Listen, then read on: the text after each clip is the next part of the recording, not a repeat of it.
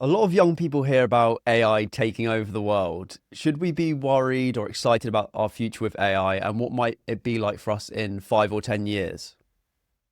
You should not be worried, but you should be excited. Perhaps I thought AI might help to the big challenges of humanities, which might be climate change, which might be mobility, which might be health, I think on cancer, which might be energy. Our energy systems are super complicated. Also our cities. These are all systems which are super complex. Like the human cell, it's not understood. Cancer is not healed right now. And energy with renewable energy, with wind, with hydro energy, with solar energy, and also with the customers feeding back energy as private customers. And if you buy some power from neighboring countries, stuff like this, it's super complicated. You have to predict the weather, you have to predict the behavior, you have to predict the producers. And these are super complex systems. And I think the only chance to handle these complex systems, it might be health, energy, traffic, is using AI. As we use a calculator, if we multiply big numbers, we don't do it ourselves anymore. We use machines, we use a calculator. If you want to understand complex systems, we should use AI. We should get help by these intelligent systems, which can perhaps understand or simulate or modulate these complex systems where many things are interacting with each other.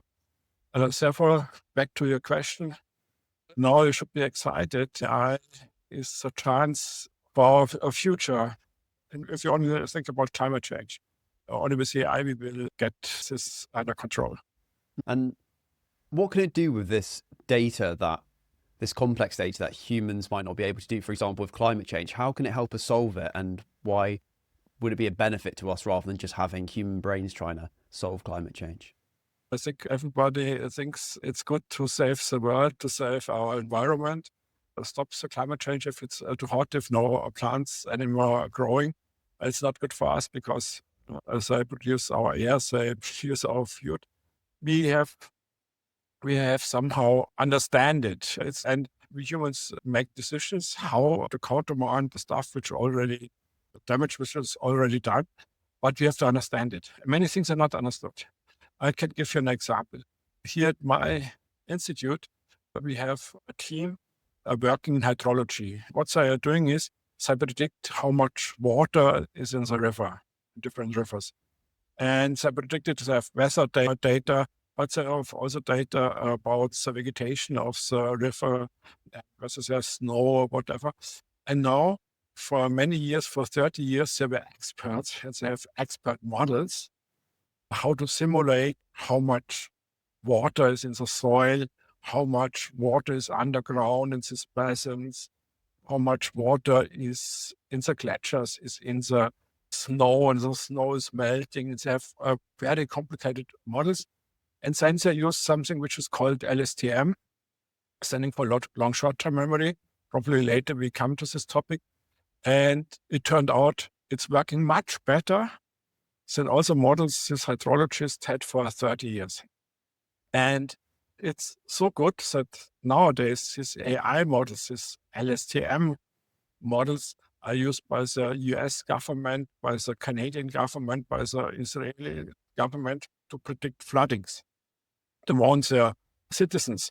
But it's also used by Google. Google has an app. If you're on travel, if you're abroad, you want to see is your home in danger, do you have something that says this flooding warnings? And also this app was based on these AI models, particularly our models.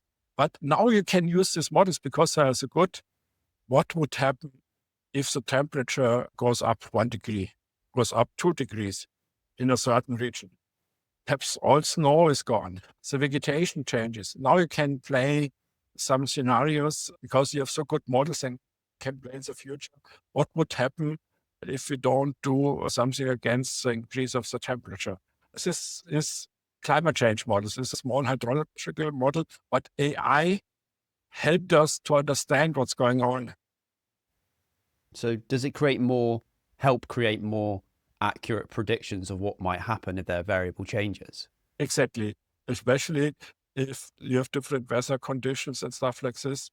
And here's the idea is you have so much data across the world from different rivers in US, in Africa, in Europe, and learning from all this data over many years, decades, gives you more insight in what happens, what is the underground basins. Nobody had explored it. Nobody understands what is the dynamics, if it's full of water, whatever.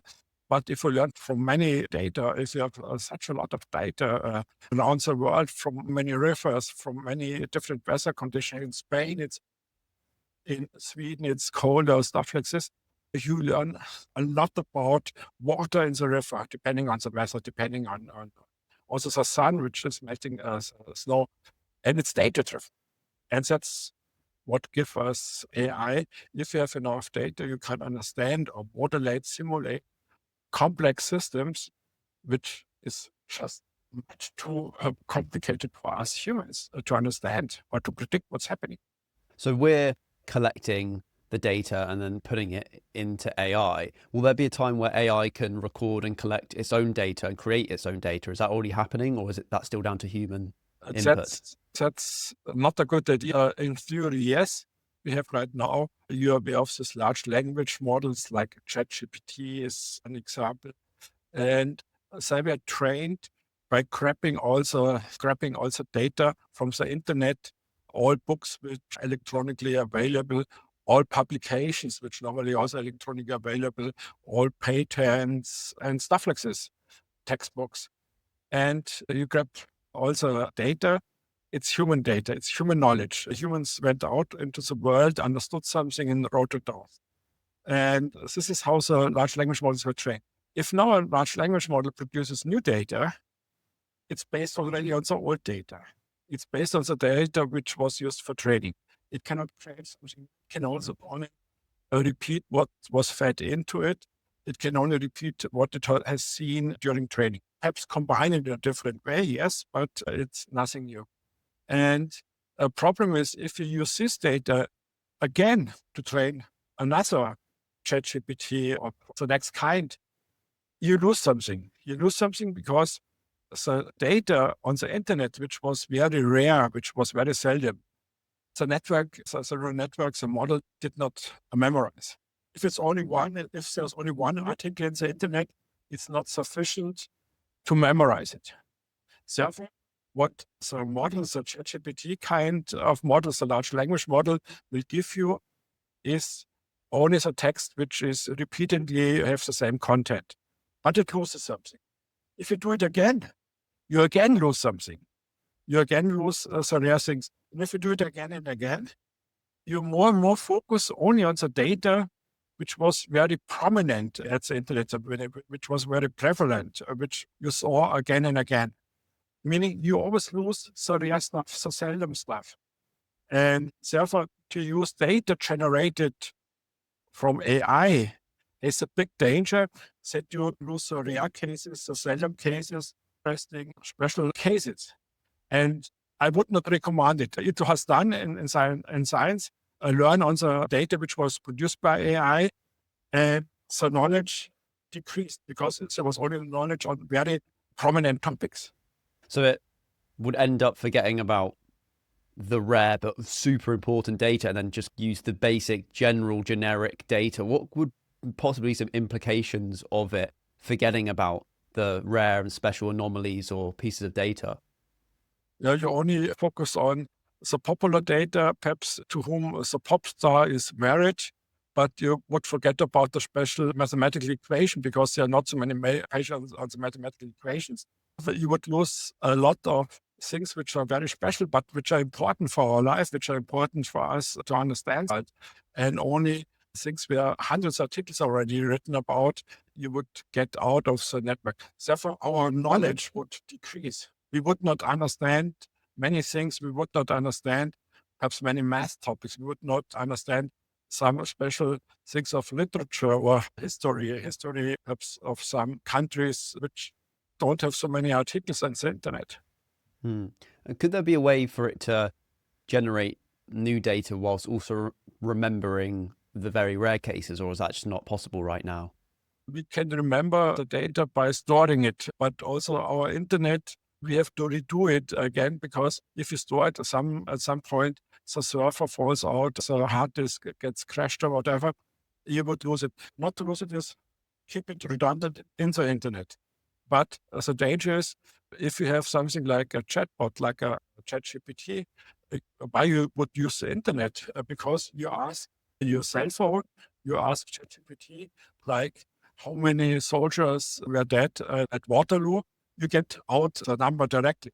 If right now, if you do it on the internet, you have done who fought the Battle of Waterloo, Napoleon, and then you have an article go through, here's the number, here you get the number out directly. So there was a danger until now that the web pages, Google is replaced by our ChatGPT kind of large language models. And then we have a problem because there is no incentive to produce new data. Humans would not produce new data because if you don't visit their web page, why should they make a web page? And it's changing now because Google has a countermeasure, and they also use now these chatbots on top of their thing. And they want to go step by step more into this chatbot business because they were under super pressure that the large language models will replace them. So large language models were not reliable because they hallucinated some things if there was no factual basis, but they were better. But now Google stated, but important is you need humans to produce new data, to produce new text, to produce a new poem, write some mystery or whatever.